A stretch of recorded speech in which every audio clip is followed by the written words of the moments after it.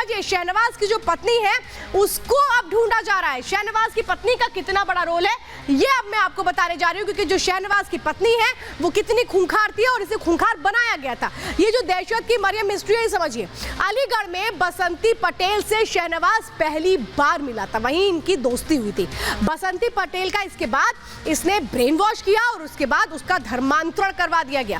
पहले हिंदू थी बसंती पटेल और उसके बाद उसका धर्मांतरण करा के उसको मुस्लिम बना दिया गया। 2021 में शहनवाज ने मरियम से निकाह कर लिया था और इसी के लिए उसने उससे पहले धर्मांतरण करवाया। ब्रेन वॉश कर आतंकी गतिविधियों में धीरे धीरे मरियम को भी शामिल करना शुरू कर दिया।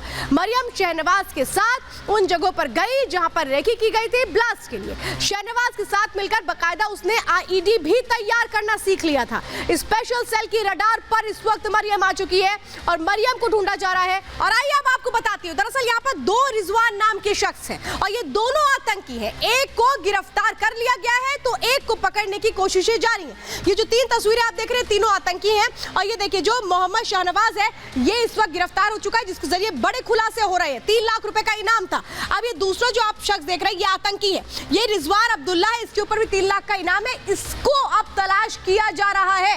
यानी कल जो गिरफ्तारी रिजवान की हुई थी वो दूसरा है, ये 2 आतंकी है एक नाम के। अब्दुल्ला, इसकी भी गिरफ्तारी हुई और इसके बाद कैसे अब इनके जरिए बड़े बड़े सुराग मिल रहे हैं, बड़ी बड़ी जानकारियां मिल रही हैं और कोशिश यही है कि ये जहां जहां गए हैं वहां वहां जाकर के पुलिस की टीम पहुंचे और तमाम जो सबूत है उसे इकट्ठा किया जाए। अब 2016 में दोनों की दोस्ती कैसे हुई थी समझिए। रिजवान जो गिरफ्तार किया गया है वो शहनवाज का दोस्त था। 2016 में दोनों की दोस्ती होती है। धार्मिक कार्यक्रम में बताया जाता है कि दोनों मिलते हैं और इसके बाद धीरे धीरे मेल मुलाकातों का सिलसिला बढ़ता जाता है।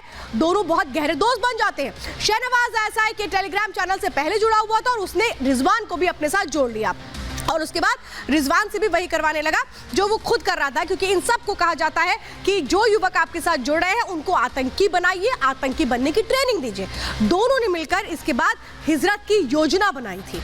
इनकी प्लानिंग में बता रही हूँ, पैसों के लिए चोरी डकैती की वारदातों को अंजाम दे रहे थे, क्योंकि उसी पैसे से ये आतंकी गतिविधियों को अंजाम देने वाले थे। भारत में एसआई का नेटवर्क बड़ा करना इनकी जिम्मेदारी थी। स्थानीय युवाओं के ब्रेन वॉश का जिम्मा दिया गया था एसआई की ओर से और ये दोनों उसी काम में जुट चुके थे। अब एक और तस्वीर मैं आपको दिखा देती हूँ कि ये एक एक कड़ी दर कड़ी कैसे जुड़ते हैं। आप सोचिए कहाँ ये सब कुछ होता है, पाकिस्तान में सब कुछ होता है। वो पाकिस्तान जो परेशान है, वो पाकिस्तान जो आतंकियों को पालता है पोसता है, उसकी पनाहगाह है, लेकिन आज आतंकी दूसरे आतंकी से ही परेशान हो रहे हैं। ये मैं तस्वीरें आपको दिखा रही हूँ जो बताती हैं कि कैसे ये फल फूल रहे हैं और इनको पालने का काम आईएसआई कर रहा है जो पाकिस्तान में है। लेकिन आईएसआई आजकल किसी के लिए परेशानी का सबब भी बना हुआ है, उसी आतंकी के लिए जो कभी चहेता हुआ करता था आईएसआई का। अब समझिए, आईएसआई का नाम, आईएसआई का काम। भारत से भागे आतंकियों को आईएसआई शरण देता है। जो भारत से भाग जाते हैं उनको पाकिस्तान वो लेकर के आता है, बरगलाता है और उसके बाद उनको शरण देता है। आतंकियों को आईएसआई का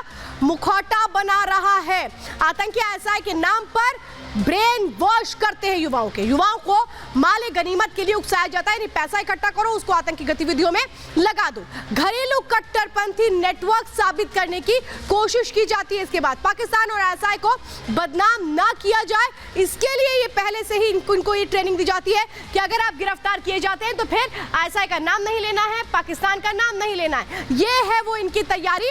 ये जो मैं आपको बता रही हूँ, देखिए 3 तस्वीरें दिखा रही हूँ कैसे अलग अलग वारदातों को अंजाम दिया गया। ये पाकिस्तान में जो हो रहा है वो मैं बता रही हूँ। आतंकी पर फायरिंग होती है, फिर आत्मघाती हमला होता है और पीओके से लगातार आवाज उठ रही है कि पाकिस्तान की सरकार उनके लिए कुछ नहीं कर रही है, नहीं सुन रही है। ये वो पाकिस्तान है जो आतंकियों को पालता है और आज आतंकी उसके लिए नासूर बन चुके हैं। आतंकियों पर फायरिंग की जा रही है, लेकिन आतंकियों पर फायरिंग कर कौन रहा है, सवाल तो यही है।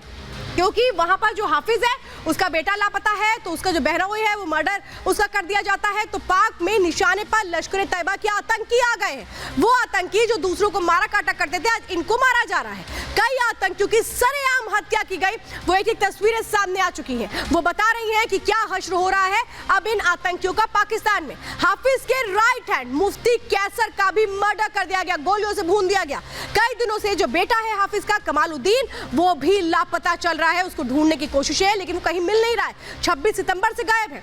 आईएसआई हाफिज को भारत के खिलाफ उकसाता रहा है, खौफ में आया है हाफिज और फिलहाल वो अंडरग्राउंड हो चुका है। उसको लग रहा है कहीं ऐसा ना हो अगला नंबर उसी का हो जाए। हाफिज ने इसके बाद अब क्या किया है, हाफिज चूंकि बौखला गया है, उसके अपने मारे जा रहे हैं, उसका बेटा मिल नहीं रहा। इसके बाद वो क्या कर रहा है, भारत में जो स्लीपर सेल है उनको उसने एक्टिव कर दिया है। भारत से बदला लेने की फिराक में ये आतंकी जो ये आप देख रहे थे, जितने भी अभी 3 आतंकियों को मैंने दिखाया, ये स्लीपर सेल का ही हिस्सा थे और इनके अब एक के बाद एक गिरफ्तारी हुई है। लेकिन पाकिस्तान में क्या हो रहा है, पाकिस्तान जो आतंकियों को पालता पोसता है, आज वही आतंकी उसके लिए मुश्किल का सबब कैसे बने, देखिए इस रिपोर्ट।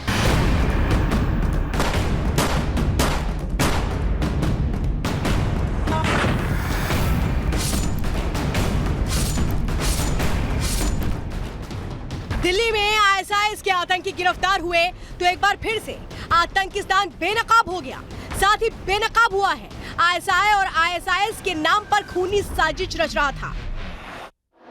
दहशतगर्दों को पालने वाला पाकिस्तान खुद दहशत में है। जिन आतंकियों को उसने पनाह दी वो एक एक करके ढेर हो रहे हैं। जिस टीटीपी को ट्रेनिंग देकर खूंखार बनाया वो अब भस्मासुर बन गया है। जिस पाकिस्तान को आतंकिस्तान का सेफ हाउस समझा जाता है, आज वहां भी आतंकी सुरक्षित नहीं है। अज्ञात हमलावर एक के बाद एक आतंकियों को ढेर कर रहे हैं। मारे जाने वाले आतंकियों का लश्कर और हिजबुल से सीधा कनेक्शन था। इन आतंकियों में जियाउर रहमान, बशीर अहमद पीर, अबू कासिम, जहूर मिस्त्री और कैसर फारूक शामिल हैं। वहीं हाफिज सईद का बेटा कमालुद्दीन 26 सितंबर से लापता है। माना जा रहा है कि उसकी हत्या भी हो गई है। हाफिज सईद अभी कैसर फारूक और कमालुद्दीन के सदमे से बाहर भी नहीं आया था कि उसके आतंकी किले पर एक और हमला हो गया। मुंबई हमले का मास्टरमाइंड और लश्कर तैयबा का डिप्टी चीफ अब्दुल रहमान मक्की के अपहरण की खबर ने आईएसआई और हाफिज के होश उड़ा दिए। बताया जा रहा है कि उसका अपहरण पाकिस्तान से किया गया। ऐसा नहीं कि पाकिस्तान सिर्फ पाले गए आतंकियों के खात्मे से ही परेशान है, बल्कि जिस आतंकी संगठन टीटीपी को आईएसआई ने शह दी, वही अब इनकी जमीन कब्जाने के लिए आंखें दिखा रहा है। टीटीपी के लड़ाके न सिर्फ पाकिस्तानी सेना को समय समय पर चुनौती दे रहे हैं, साथ ही आत्मघाती हमलों से पाकिस्तान को दहला भी रहे हैं। इसके अलावा आतंकिस्तान इन दिनों आतंक के नए मॉड्यूल से जूझ रहा है और इस मॉड्यूल का नाम है सुसाइड टेररिज्म। रिपोर्ट्स की माने तो पिछले 7 महीनों में पाकिस्तान में 18 से ज्यादा आत्मघाती हमलों को अंजाम दिया गया, जिसमें सैकड़ों बेगुनाहों की जान चली गई। बीते शुक्रवार को बलूचिस्तान के मस्तुंग शहर में बड़ा आत्मघाती हमला हुआ, जिसमें करीब 50 लोगों की मौत हो गई, जबकि 70 से ज्यादा लोग जख्मी हो गए। मासूमों ने जान गंवाई तो आरोप प्रत्यारोप का दौर शुरू हुआ। जब पाकिस्तान ने इसे टीटीपी की कारस्तानी बताई तो वहीं टीटीपी ने इससे साफ इनकार कर दिया। जिन जिहादियों को पाकिस्तान ने भारत के खिलाफ इस्तेमाल करने के लिए तैयार किया, वो अब पाकिस्तान पर ही फिदायीन हमले कर रहे हैं। दहशतगर्दों को पनाह देने वाला पाकिस्तान किस कदर आतंकियों से घिर गया है, इसका अंदाजा पाकिस्तान में एक्टिव आतंकी संगठनों की लिस्ट से लगाया जा सकता है। पाकिस्तान में इस समय लश्कर तैयबा, हिजबुल मुजाहिदीन,